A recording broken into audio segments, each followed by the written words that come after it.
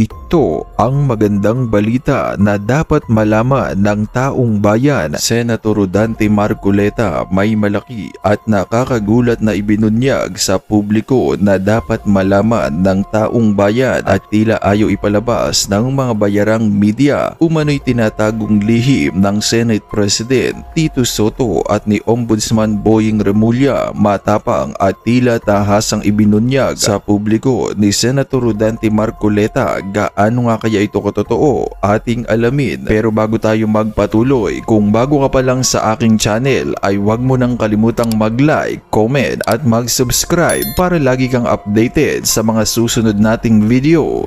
Tila nagimbal nga ang maraming Pilipino matapos na isiwalat ni Senator Rodante Marcoleta na nakausap na pala niya noon ang dating Secretary ng DOJ at ngayon Ombudsman na si Boying Remulla na nangako umano na handa nitong tulungan ang mga testigo sa maanumalyang flood control projects basta't sabihin umano ng mga ito ang katotohanan. Ngunit nang ikanta na nga ng lahat ng mag-asawang Diskaya ang mga pangalan sa Senado ay tila biglang ayaw na raw silang isailalim sa Witness Protection Program sa kadahilan ng bigla umanong umurong itong si Secretary Remulla matapos na mabanggit ang ilang malalaking pangalan sa mundo ng politika kagaya na lamang ni dating House Speaker na si Martin Romualdez at ang dating Ako Bicol Party List Representative na si Saldico. Kaya naman tanong tuloy ng marami sa ating mga kababayan, bakit kaya biglang nagbago ang ihip ng hangin at bigla na lamang umurong sa napag-usapan ang mga ito matapos na mabunyag sa publiko ang malaking pangalan na hindi raw dapat mabanggit. Kaya't narito nga ang full video kung saan ibinunyag nga ni Senator Rodante Marcoleta ang di umano'y halatadong galawan nitong si Tito Soto at Boying Remulla dahil sa umano'y biglaang pagbaligtad nito sa kanilang kasunduan hingil sa pagbibigay ng Witness Protection Program para sa mga testigo patungkol sa maanumalyang flood control projects. Kaya naman anong masasabi nyo dito mga kababayan? Para sa buo pang detalye ng balita, narito't panoorin pa natin ang full video.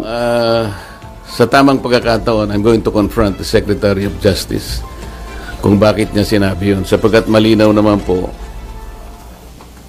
sa batas. Kung titingnan po ninyo yung Section 3, isama na po ninyo yung Section 10 ng Republic Act 6981. Maliwanag po doon kung ano-ano ang mga requirements na kakailanganin para mapasa ilalim ng Witness Protection Program ang isang witness na nag-a-apply. Hindi po kasama doon yung restitution na kanyang binabanggit na magbabalik ka pa ng kung ano-ano sa gobyerno. Unang-una po, nasa pag-iimbestiga pa lang po tayo Kanino kukunin at paano i-determine yung halaga na ibabalik ng mga Diskaya kung sakasakali? Wala po sa tuntunin ng batas. Ang ilan po sa mga requirements kung bakit ka magko-qualify sa witness protection. Iyon pong offense na kung saan kakailanganin ng testimony is a grave felony.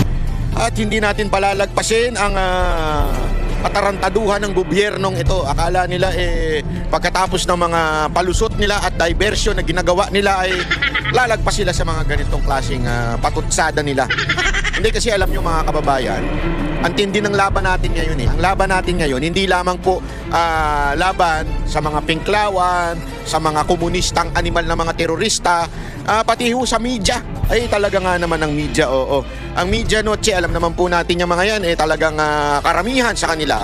Mga konti na lang ang natitirang matinu-tinu dyan. Pero karamihan po sa kanila ay bayaran. Alam po natin yan. Bakit ito natin masasabing bayaran? Kasi nga po, yung mismong gobyerno, merong mga stock sa kanila.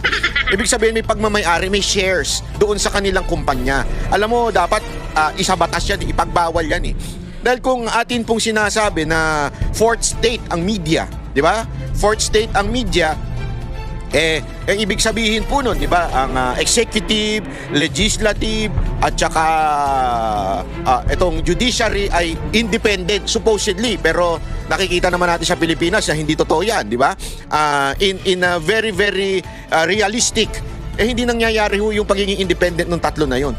Tapos, supposedly, may fourth state, which is the media and the social media. Magkakasama na ho ngayon yan. Pero ngayon, kahit ho media, ay tila hinahawakan na rin po ng legislative at ng mga politikong gahaman sa pera. Alam naman natin yan eh. Gago!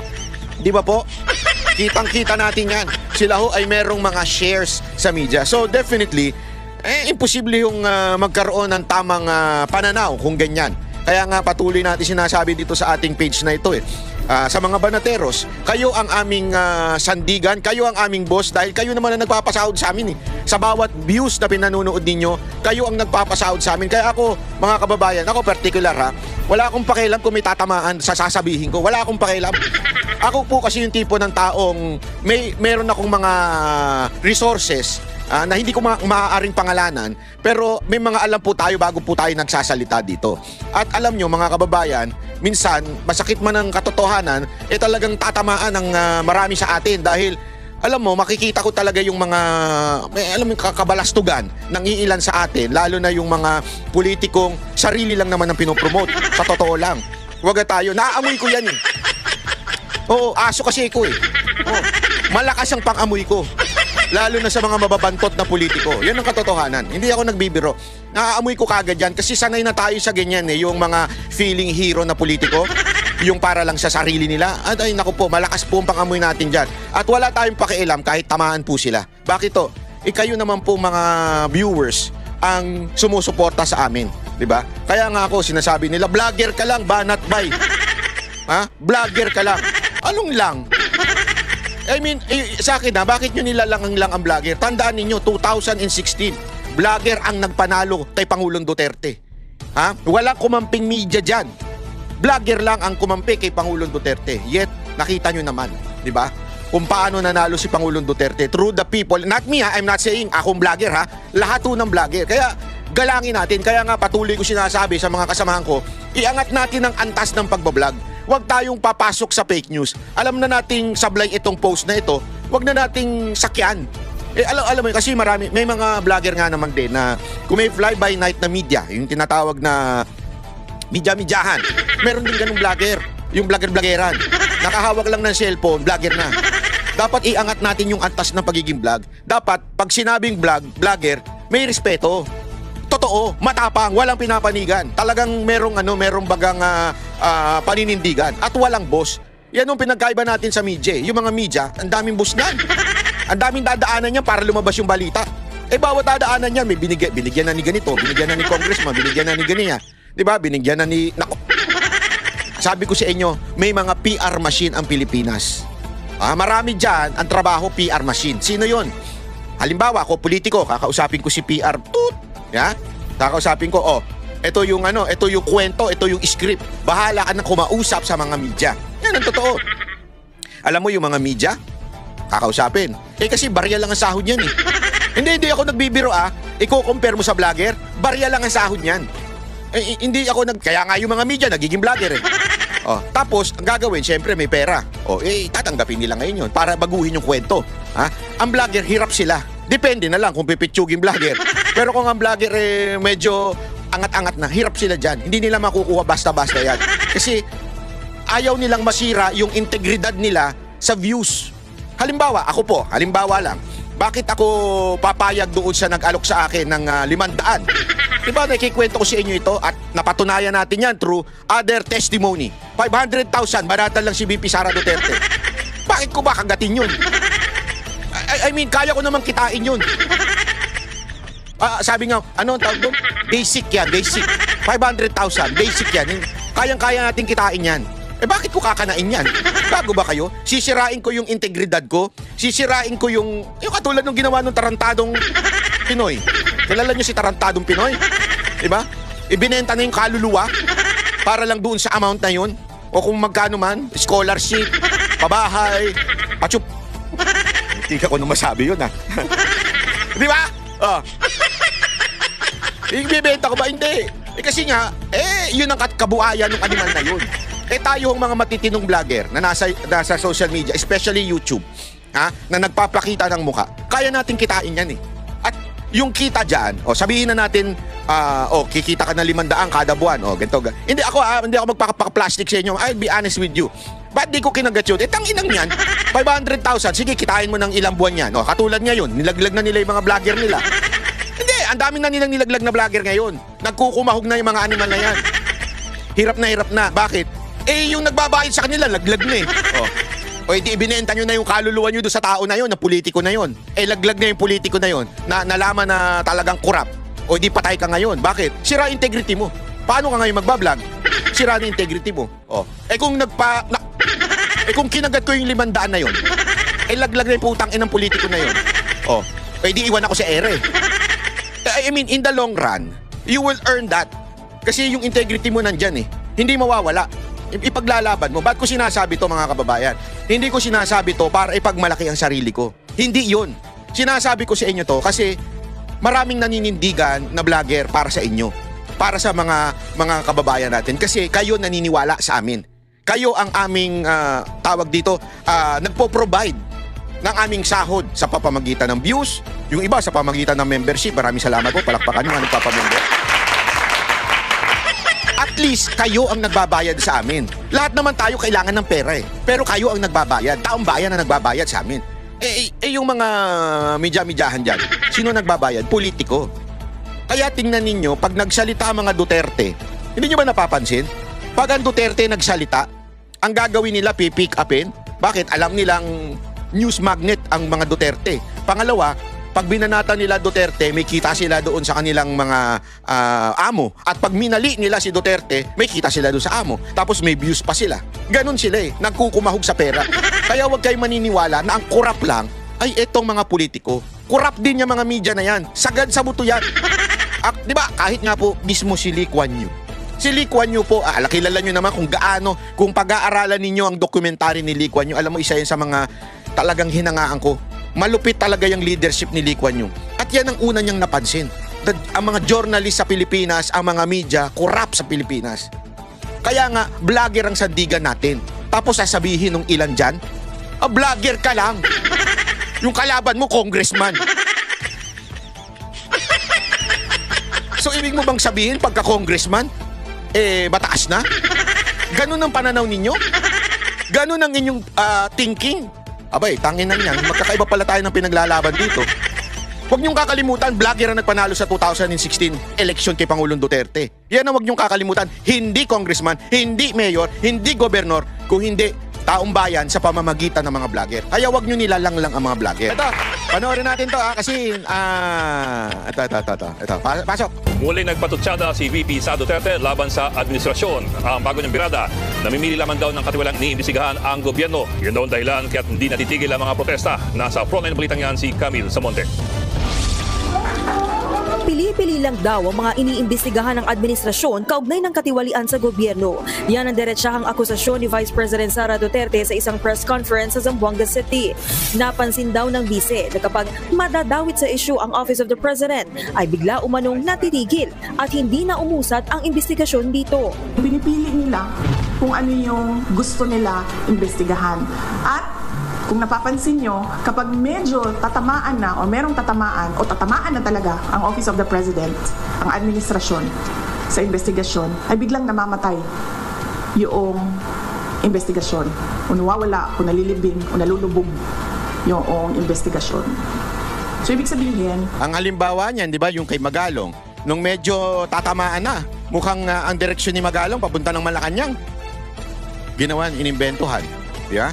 Ngayon po, si Chavit Singson, nireveal niya yung Ilocos sa mga katiwalian dyan sa norte. Di ba? Ano nangyayari? Kita ko ngayon, dinidiin ng media yung issue na nasa kanya na meron daw siyang parang construction.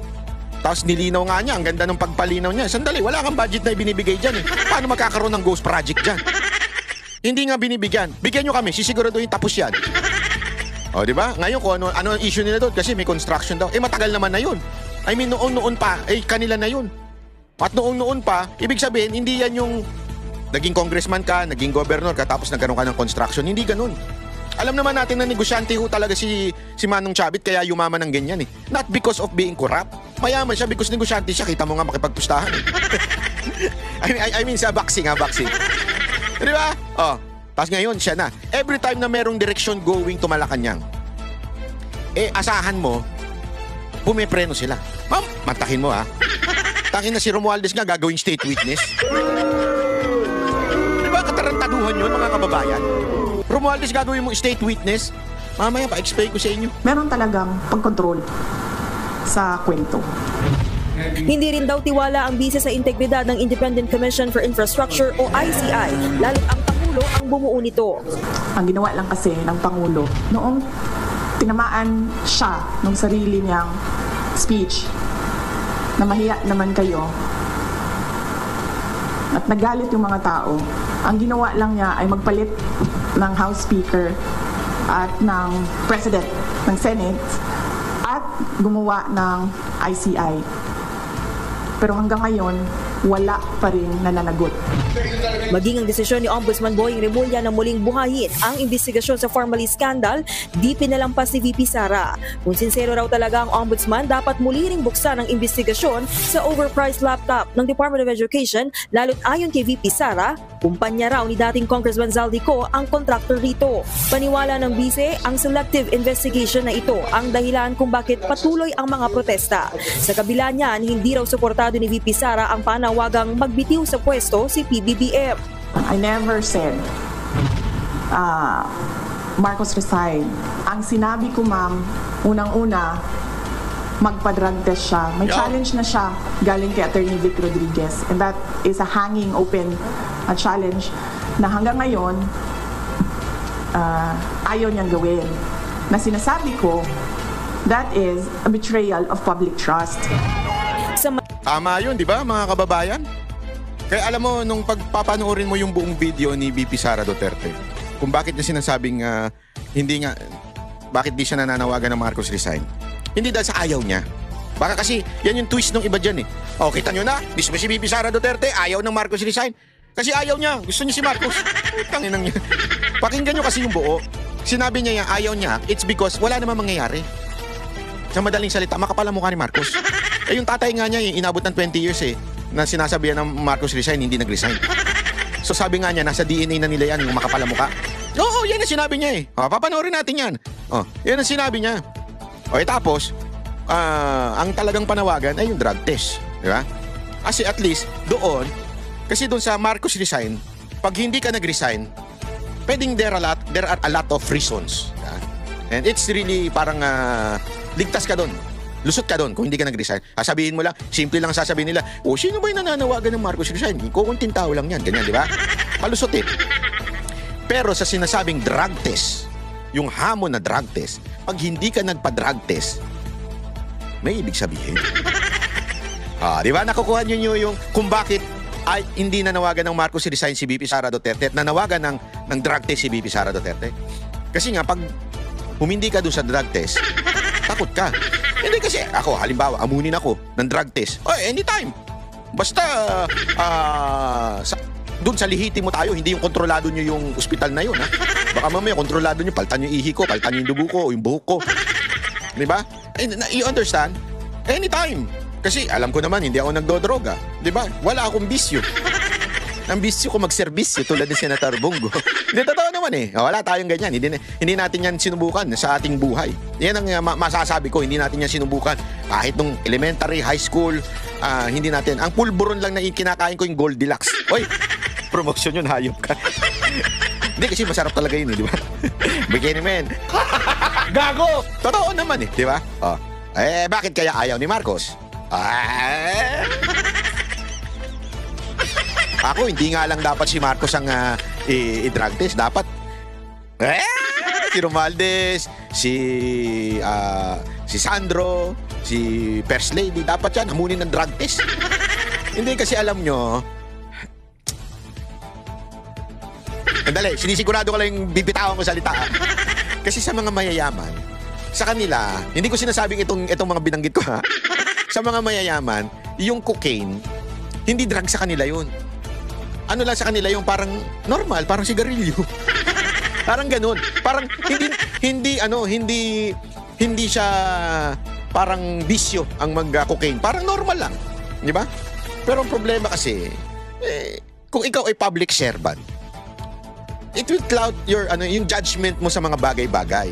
Di ba? Ako nga, dapat nga, kahit sa mga opisyal ng gobyerno, una, hindi lasinggero. Di ba? Hindi babaero. Pwede naman na tayo. Pwede naman. Tinitingnan ko lang kung may bad benefits ba. Kasi yung lasinggero, may bad, talagang, lasinggero, iba yung umiinom sa lasinggero. Yung lasinggero, pagising pa lang ng mata, nagmumumog na ng gin. Yun yung lasinggero. Yung hindi siya pwedeng hindi lasing. Yeah. Alam niyo yan, may mga tatay kayong ganyan. O, diba? Pero, sige, tanggalin natin yung babaero kasi questionable pa yun. Alam mo naman na sinasabi ng iba, yung babae nakakatulong yun sa paninilbihan sa bayan. Sa questionable pa yun. Pero yung babae, lasinggero, yung sugarol, yan. Kasi sugarol, pera yan eh. Yeah? Dapat yan talaga tinatanggal. Pag may ganyan, questionable yan sa mga politiko o sa government official. Lalong-lalo na kung nakakokaine. Tama, mali? Tala, iginiit din ng bise na hindi niya umano pakawala o kontrolado si Cavite Congressman Kiko Barzaga na kilalang kritiko ng Pangulo. Tingin niyo ba sa personality ni Congressman Ang tindi nito, read between the lines, mga kababayan. Read between the lines. Kiko Barzaga, isa siyang tao na mahandle ng kahit sino man. Barzaga, he is his own person, he has his own principles, and he has his own free will. And there is nothing wrong at all with what he is doing. Nagbabalita mula sa Frontline, Camille Samonte, News 5. Ayan, alam mo mga kababayan, kasi sinasabi nila si Barzaga daw ay bata ni BP Sara. Hindi po, hindi. I mean, eto na lang. Alam nyo naman po to the core, I am a Duterte supporter and I will never deny that. And I will be proud of that. Bakit? Ito lang yung presidenteng, si Pangulong Duterte lang ang presidenteng talagang merong sincere na puso sa Pilipinas. I am not a Duterte supporter because I'm a fanatic. I'm not like that. Hindi ako ganun. Hindi ako yung tipo ng tao sip-sip lang. Naniniwala ako kay Pangulong Duterte because of what he did in our country. Sobra eh. And I'm a witness to that. In public eyes and in private. The same. Naintindihan niyo yung ibig sabihin? Sabi ko nga sa inyo, wala pa ako sa issue ng politika sa buhay ko. Ang dami ko nang nakakausap na politiko because of my job as a manager of an entertainer. Diba? Nagpupunta kami kung saang lugar. Ang dami kong nakaaway ng mga politiko dahil ang paplastic ng mga hindot na yan. Yung sa mga tao, ang babait, pero ang mamanyakol, at pepuwersahin ka pa, muntikan pa kami magkabarilan ng isang politiko dyan eh. Sa totoo lang, hindi ko na lang sasabihin kung saan. Sa bandang maraming flood control. Ghost flood control. Yun. Di ba? Oo, pinaligiran ako. Akala nila, ako lang mag-isa. Hindi nila alam, yung nakapaligid sa akin, may mga nakapaligid na sa kanila doon. Munti ka na magkabunutan. Bakit? Ayaw ko lang daw mag-stay yung Mocha Girls dahil gusto nilang makainuman nung mayor na yun. Ay putang ina mo kang mayor ka, wala sa usapan yan. Bawal sa amin yan eh. Yung after show, mag-i-stay ang Mocha Girls, bawal sa amin yan. Okay, sabi ko, sige. Sabi ko, mayor, pasensya na ho. Pero we have to leave. That's in our contract. Hanggang pinaligiran na ako ng security, sinabing, hindi ka ba talaga mapapakiusapan? Ganyan. Sabi ko sa inyo, ready na ako eh. Ready na ako tumakbo. Hindi, totoo naman. Ready na ako tumakbo kasi bahala na yung mga security ko din sa kanila. Mag-anuhan na sila dun. Ganon katindi ang mga politiko sa Pilipinas. Sinasabi ko lang sa inyo ito para maintindihan ninyo na ganyan talaga. At si Pangulong Duterte ang talagang ginagalang ko. Mantakin mo ilang beses kami pumunta sa Davao noon, never pinatawag ako, never pinatawag ang Mocha Girls at binanyak. Ganon. Oo, babaero daw siya. Pero hindi ganon. Nabastos. Iba kasi yung babaero na yung nagkakagusto. Hello, hi, ganon. Pero pag aayaw na sa'yo, babastusin mo. Hindi ganon si Pangulong Duterte. Nakita ko yan nung kanyang paninilbihan during the ino-observe ko yan. Ilang beses din ako nakapasok sa Malacanang noon. Ino-observe ko kung paano siya si Mocha nandun din. Nasa cabinet meeting din si Mocha. Nakikita niya kung paano dumiretso si PRRD pag hindi niya nagustuhan ang ginagawa ng tao niya. Ganun katindi. Kaya ginagalang namin yan. And I'm proud Duterte supporter. Maninindigan ko yan. Hanggang kaduluduluhan. Kahit babuyin pa nila yung sibal, binababoy nila yung DD shit, ganyan. Wala akong pakialam sa inyo. I am a DDS. Legit. To the core. At si BP Sara Duterte, susuportahan ko yan. Bakit? Nakikita ko yung ama niya sa kanya. Better pa. Eto, to be honest nakikita ko yung ama niya sa kanya at better pa si VP Sara Duterte. Better pa. Kaya I really want and I will push for her to be the next president of this country. Sagad sa buto. Kung tao ni VP Sara Duterte si Kiko Barsaga, hindi ko na sana pupunahin si Kiko Barsaga. Kasi alam nyo naman legit ako eh. Di ba? Pero bakit ko pinupuna? Pinuna ko lang naman as a constructive criticism because I want him to level up. He is a good and potential leader and he could be the next president in the future. Paulit-ulit ko sinasabi yan. Basta he has to level up. Kasi yung tapang na andun eh. Naandun na yung tapang, nandun na yung ano niya, yung pagiging malasakit niya sa Pilipinas. Kailangan mo na lang ng dagdagan ng experience, integrity. Kailangan mo na lang dagdagan pa ng sacrifice. Ganun eh. Kaya nga, dapat hindi tayo kasi yung iba sa atin, panatiko na. Huwag tayong panatiko. Pag nakikita natin yung leader na, uy, may potential to, huwag naman kagad, yes man. Alam niyo yung yes man? Yung, alam mo nang minsan may mali, yes man ka pa rin kasi lang gusto mo lang sumipsip. O gusto mo lang, kasi hindi ko alam kung gusto mo sumipsip o tanga ka lang talaga, pero yes man ka lang ng yes man. Huwag tayong ganun. Kung may nakikita tayong maganda, pag meron tayong nakikitang rough edges, pakinisin natin. Para mas maganda pa, gumanda siya. Importante yun, mga kababayan. Kaya ito si VP Sara Duterte, ang ganda ng bitaw niya dito eh. Si Kiko Barsaga is a man for himself, parang ganun. Sa totoo lang, yun din ang sinasabi ko eh. Si Kiko Barsaga, wala siyang affiliation. Para siya sa sarili niya. Ibig sabihin, siya yun eh. Siya na yun. Oh, maganda yan. Kasi, at least, kasi yung iba, dinidikit, diba? Halimbawa, si Magalong, ano ginawa nila? DDS yan, kaya ayaw. Yun ba sinasabi ni Trillanes? DDS yan, kaya ayaw niyang banata ng mga Duterte. Ganyan sila eh. O, ito naman. O, si Kiko Barsaga, makasara Duterte yan, kaya ganyan yan. O, ganyan ang ugali ng mga dilawan at pinklawan. Huwag tayong ganyan. Dapat tayo ay patuloy natin suportahan yung mga nananawagan ng pagbabago sa bayan. Di ba? I mean, si Magalong, kita naman natin, actually, mas pinklawan pa nga siya. Kasi mga kasama niya, nasa paligid niya, para mga pinklawan. Pero okay lang. As long as he will fight for corruption and he will name names. Di ba? Okay yun. Laban natin yan. Ipaglaban natin yan. I don't care. Kaya nga medyo gumanon ako kay Vico Soto ng konti. Ako, kilala niyo ako, ilang beses kong pinuri si Vico Soto sa page na ito, sa channel na ito. Sabi ko, ito may potential din maging leader. Gusto ko rin to kasi ang ganda ng ginagawa niya sa Pasig. Ako, believe talaga ako sa ginagawa niya sa Pasig. Na-disappoint lang ako doon sa step niya sa hearing na tila si Diskaya lang na nakita niya. Wala naman akong problema kung talaga si Diskaya ang talagang may kasalanan. Okay, ikulong niyo yan hanggang mabulok yan sa impyerno. Wala akong problema dyan, di ba? Okay yan. Pero yun lang yung nakita ko sa kanya. Hindi niya binanggit kung sino mga congressman porket na andun siya sa Congress. Parang sabi ko nga, patay kang bata ka. Medyo kulang pa ng yagballs ito Ang kaya niya lang banatan yung mga kalaban niya sa Pasig. Pero yung mas matataas na mga congressman na parang medyo tumiklop. I hope I'm wrong. I hope I'm wrong and someday mag-iba ang ihip ng hangin medyo lumab. Kasi mahirap talagang kalaban ng mga congressman. Maniwala kayo sa akin. Halos yung tinatawag di ba ang power of the purse? Nasa kanila kasi ang budget eh. Kaya nga maraming mayor din sumisip-sip eh. Dahil sa national budget, kontrolado ng mga congressman yan. So ibig sabihin po mga kababayan, pag kinontra mo yan, walang budget sa local government. Delikado ka dyan. Pag kinontra mo presidente, delikado ka dyan. But sometimes you have to because alam mong masama na itong ginagawa ng mga congressman. Di ba?